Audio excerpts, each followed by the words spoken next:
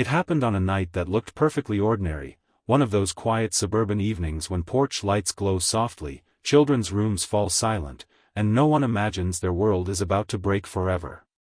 From the outside, Mark and Emily Whitford seemed to have built the kind of life most people only hope for. Neighbors often said they were that couple, the pair who had grown up together, dated since high school, and married before either of them turned 22. They bought a tidy home on a tree-lined street in Cedar Grove, raised 2 lively children, and filled their weekends with school events, backyard birthdays, and late-night movies after the kids went to sleep. Mark worked as a project manager for a growing construction firm. He took pride in providing for the family, even if that meant long hours and weekends filled with spreadsheets instead of rest. He was quiet, steady, and endlessly patient, the kind of father who never missed a soccer practice when he could help it, even if it meant arriving in a paint-stained work jacket. Emily, once known for her bright laugh and artistic streak, had left her graphic design dreams behind after their second child was born. She ran the household with well-planned calendars and careful routines, carrying more mental load than she ever admitted. She was admired around the neighborhood, friendly, helpful, and always ready to organize school events. But behind the pleasant smile was a woman who felt increasingly invisible. As the years passed, cracks formed quietly. Mark's hours grew longer, his phone always humming with messages from contractors. Emily felt the distance widening, not just in their schedules, but in the subtle ways they passed each other in the hallway without touching. Their conversations became shorter, more practical, less tender. They still loved their children fiercely, but they began moving through their days like 2 people living parallel lives. It was during this fragile period that Emily met Andrew, the neighbor who lived 2 houses down. He was the kind of man who turned chores into excuses to linger outside, trimming hedges, washing his car, casually greeting her whenever she stepped out. He laughed easily, complimented her artwork when he saw pieces she had tossed into the recycling bin, and asked about her days in a way Mark hadn't in years. The friendship slipped into something more before either of them fully named it. A joke became a private message. A message became a late-night conversation.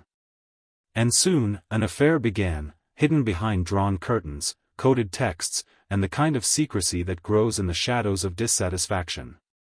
Mark didn't notice at first. Or perhaps he didn't want to. But one evening, while Emily showered after a tense dinner, her phone lit up on the nightstand. A message preview flashed just long enough for him to see Andrew's name and a line that instantly chilled him. He didn't look further that night. Instead, he stared at the dark ceiling long after Emily fell asleep beside him, his mind racing through every late return, every sudden change in her mood, every evasive smile. Days later, unable to hold it in, he confronted her. His voice shook.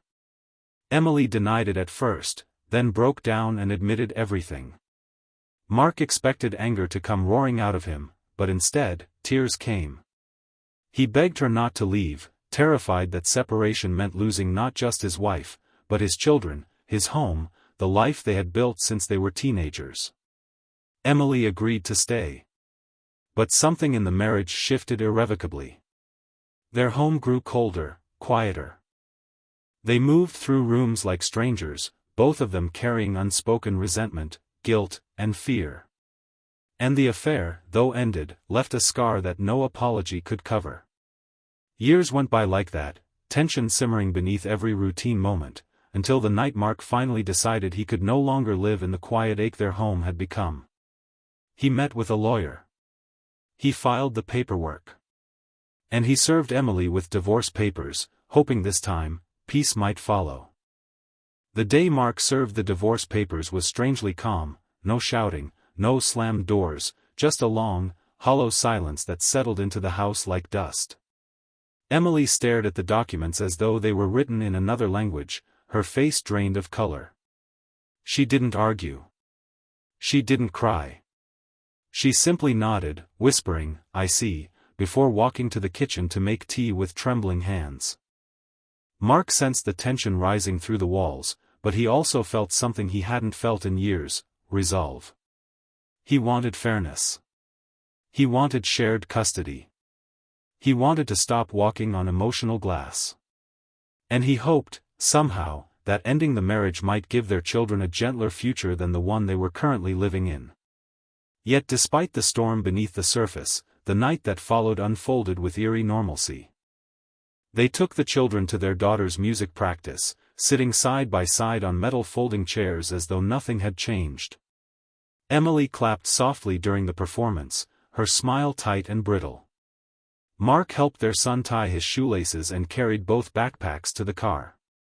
Dinner afterward was quiet but civil. They asked the children about their day, cleared the table together, and tucked the kids into bed with their usual goodnight kisses. Mark felt exhausted as he retreated to the small guest room where he had been sleeping for months. He lay awake for a while, listening to the distant hum of the dishwasher and the soft rustle of Emily moving through the hallway. The emotional weight of the day pressed on him until sleep finally pulled him under. Emily, however, did not sleep. She lay in their bedroom staring at the ceiling, tears silently streaming into her hair. The divorce papers replayed in her mind like a flashing warning sign. Every fear she had buried deep inside began crawling to the surface: fear of losing her children, fear of them being turned against her, fear of becoming the mother who watched her family split in half while she stood on the wrong side of the line. Around midnight, she slipped out of bed and walked quietly through the dark house. The children were asleep, their faces peaceful. Mark's faint snoring drifted from down the hall. Everything looked so painfully normal. And then she left. Security cameras later showed her backing her car out of the driveway and heading toward a 24-hour craft store 20 minutes away. Inside, she walked the aisles with a strange calm, selecting items no one would normally buy together at that hour: craft supplies, children's stickers, a spool of ribbon, and, on a different aisle, a kitchen knife packaged in clear plastic. The clerk remembered her only because of the contrast. A woman with red, swollen eyes standing under the fluorescent lights, buying glitter markers and a large blade at nearly 2 a.m. She paid in cash and left without a word. Back home, the house was silent. She moved through it like someone tracing a final outline of her life, touching picture frames, adjusting a blanket, pausing at the door of her daughter's room. What she saw in those moments remained hers alone, locked behind a calm expression that masked something deeply unsettled. Investigators would later say the sequence of her actions was deliberate, precise. Nothing indicated panic or confusion. She walked with purpose, as though every step had already been rehearsed in her mind. And somewhere in that heavy stillness, while Mark slept in the room down the hallway and their children dreamed peacefully in their beds, Emily made a decision that would sever the life they had built and leave an irreversible wound that no one would ever fully understand. A decision that turned the quiet, ordinary night into the beginning of an unthinkable tragedy. The hours just before dawn in Cedar Grove were always still, the sky a deep blue fading toward gray. Inside the Whitford home, that stillness felt heavier than ever. Emily stood in the kitchen, the dim light above the stove casting long shadows across the counter. The sealed box containing the knife sat beside a cup of untouched tea. Her hands moved steadily, almost gracefully, as she opened a bottle of over-the-counter sedatives. She crushed the tablets, mixed them into the warm milk she had always used when the children struggled to sleep, and carried the cups down the hallway. The children drank without hesitation, trusting, sleepy, unaware. She tucked them in gently, brushing their hair away from their foreheads, whispering goodnight with a trembling smile. If anyone had walked in at that moment, it would have looked like tenderness, a mother savoring a quiet moment with her children. Minutes later, the medication began to take effect. What followed happened in silence so complete it felt unnatural. Emily moved as though disconnected from the world around her, as if she were following steps laid out long before this night. She took the knife from its packaging. She walked into the children's rooms. And she ended both lives swiftly, without hesitation, without noise that could wake the sleeping man in the next room. When the act was over, she set the weapon on the floor, sat down beside her daughter's bed, and closed her eyes. The house felt like it was holding its breath. Across the hall, Mark slept unaware, curled under an old blanket, exhausted by months of emotional strain. He would later say he awoke once, sensing something strange, an unusual quiet, but he assumed it was his own anxiety and drifted back to sleep. Later, at 4:17 a.m., Emily dialed emergency services. Her voice on the recording was calm, unnervingly calm. She stated her address, said she had harmed herself and the children, and requested immediate assistance. The dispatcher asked repeated questions, trying to gauge the severity of the situation. Emily answered each one in the same steady tone, as though reporting an accident that had already been accepted as unchangeable. When paramedics and police arrived minutes later, she met them at the front door. She looked exhausted, detached, her hands shaking only slightly. The officers rushed past her into the bedrooms. Mark woke to shouting. He bolted upright and stumbled into the hallway, still half asleep, but everything inside him knowing something was terribly wrong.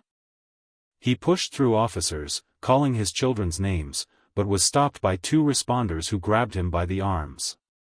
What he saw, what he learned in those seconds, shattered him so completely that the memory would haunt him for the rest of his life. His knees gave out. His voice cracked into a raw, broken sound that filled the house like a storm. Emily watched from a distance, expression pale, as though she were no longer fully present in her own body. When officers questioned her, her first words were directed at Mark. Soft, almost emotionless, yet heavy with meaning. "You can't take them away from me now." Detectives immediately recognized the weight of that statement.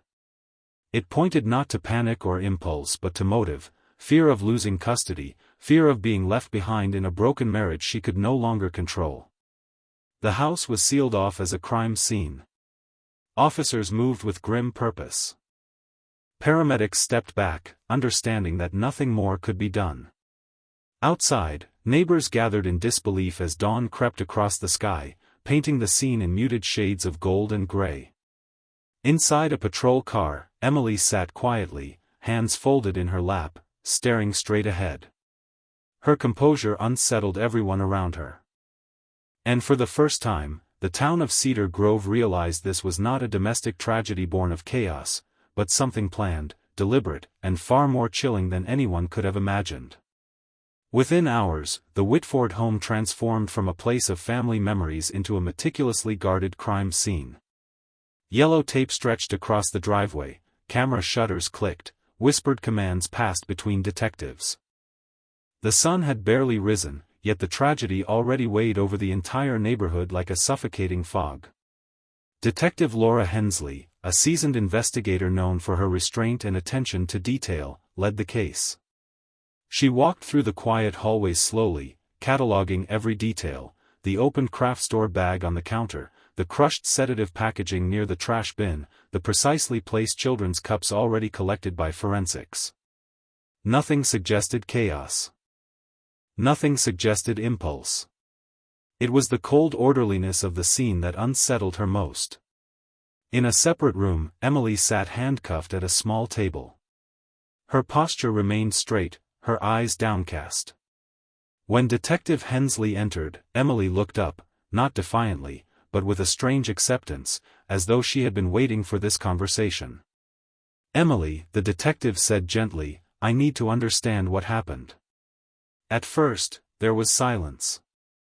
Then Emily exhaled slowly, her voice low but steady. "It was going to happen anyway," she murmured. "He filed for divorce. I knew what would come next." Hensley leaned forward. "What do you mean?" "He would take them from me," Emily whispered. "I saw it happening. I saw myself alone, watching my children call someone else home." The detective studied her closely. Emily's face was tired, hollow, yet her words carried clarity, not confusion, not delusion. The implications were chilling. Meanwhile, Mark was taken to the hospital for observation, though physically he was unharmed. Emotionally, he was unrecognizable. He trembled uncontrollably, unable to speak for long stretches. When he finally could, he repeated the same broken sentence.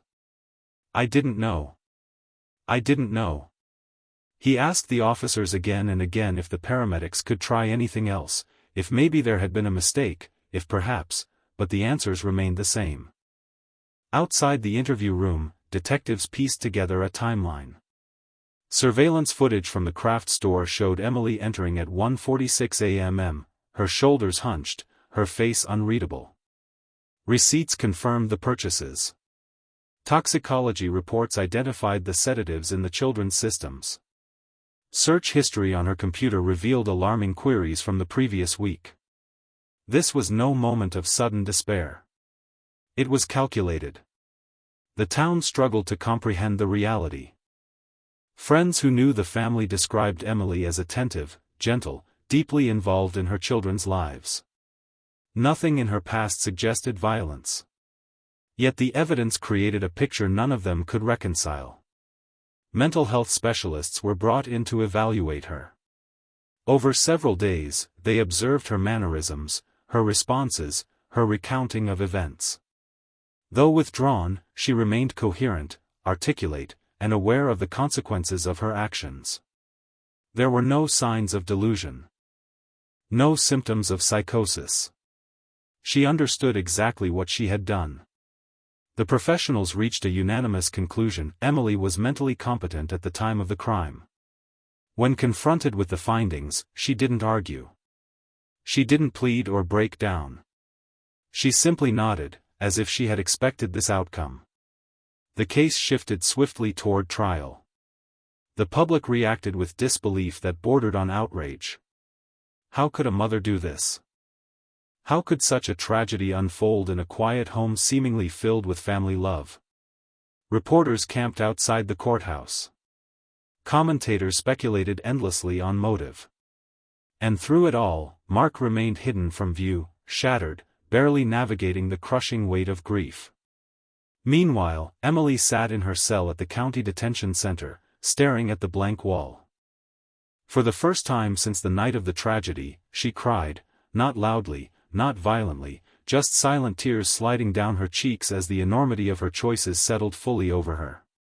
And as trial preparations began, it became clear to everyone involved that the truth was even more devastating than the crime itself.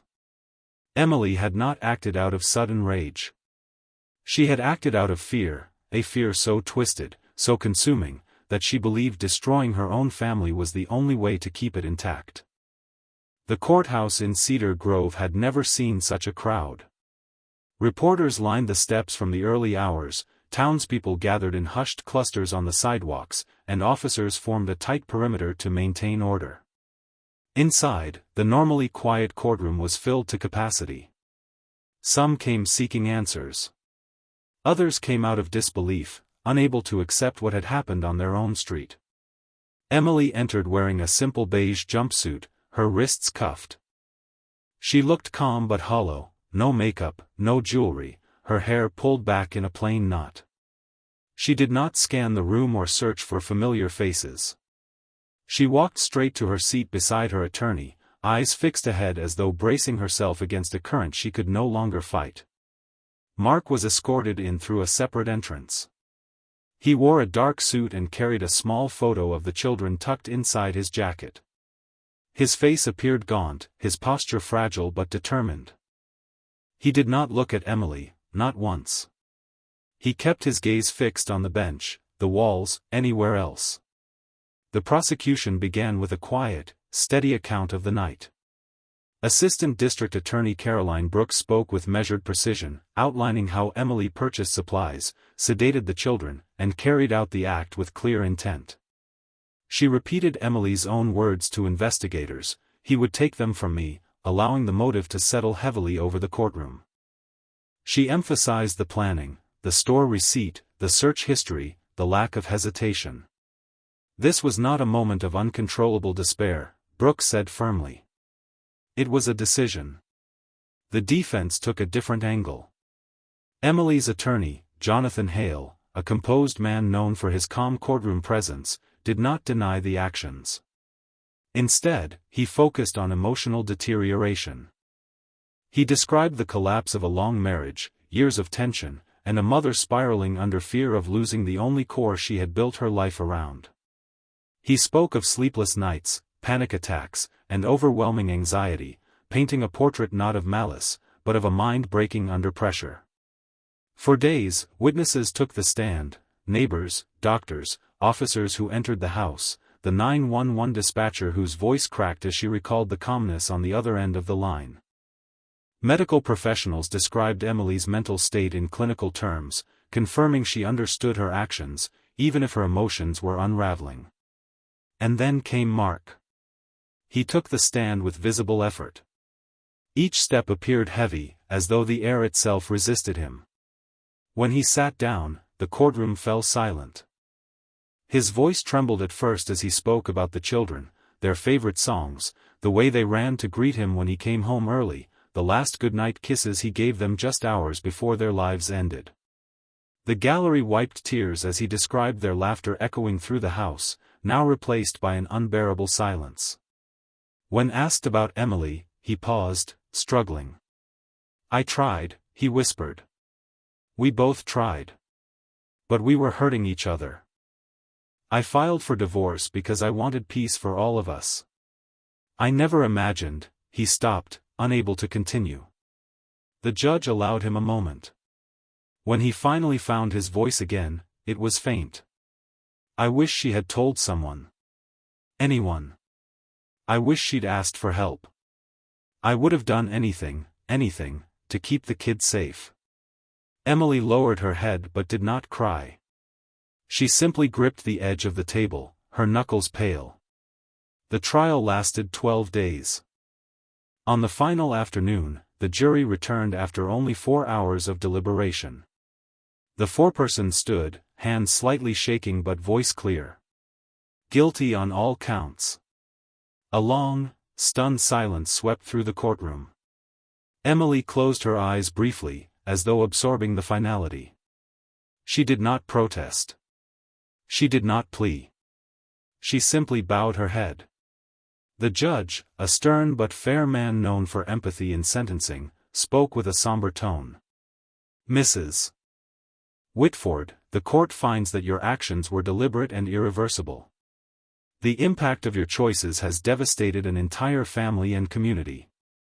I hereby sentence you to a lengthy prison term to be served without eligibility for early release." A soft sound escaped Mark, something between a sigh and a sob, as officers led Emily away. And just like that, the life they built since their teenage years split apart entirely, leaving behind only grief, unanswered questions, and the distant hope that time might someday soften the edges of what had happened. In the months that followed the trial, Cedar Grove moved with a quieter rhythm. The Whitford home, once filled with music, birthday decorations, and scattered toys in the yard, stood still behind drawn curtains. Eventually, a small real estate sign appeared in the lawn, and neighbors watched from a respectful distance as Mark returned with a moving truck, loading only what he could bear to keep. He did not step inside for long. Those who saw him said he stood in the doorway for several minutes, head bowed, as though listening for the echoes of the life he once lived. Then he locked the door for the last time and walked away. Mark's days were unrecognizable. The simple routines he once took for granted, packing school lunches, morning cartoons, the rush to get shoes tied and backpacks ready, were gone. Instead, he spent long hours in counseling, speaking in soft, strained sentences about guilt, fear, and the impossible question of what he missed in the days leading up to the tragedy. But slowly, painfully, he began to rebuild. Friends from work cooked meals, sat with him on quiet evenings, helped him pack away children's clothes he could not yet bring himself to touch.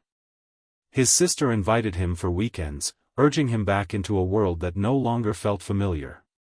Time passed, and he allowed himself to consider what healing might look like, not forgetting, because he never could, but learning to move through life without collapsing under the weight of memory. Years later, Mark remarried. Her name was Allison, a calm, compassionate teacher who never tried to replace what had been lost but instead offered steady presence and understanding. She knew his past before their first date ended and embraced every part of it.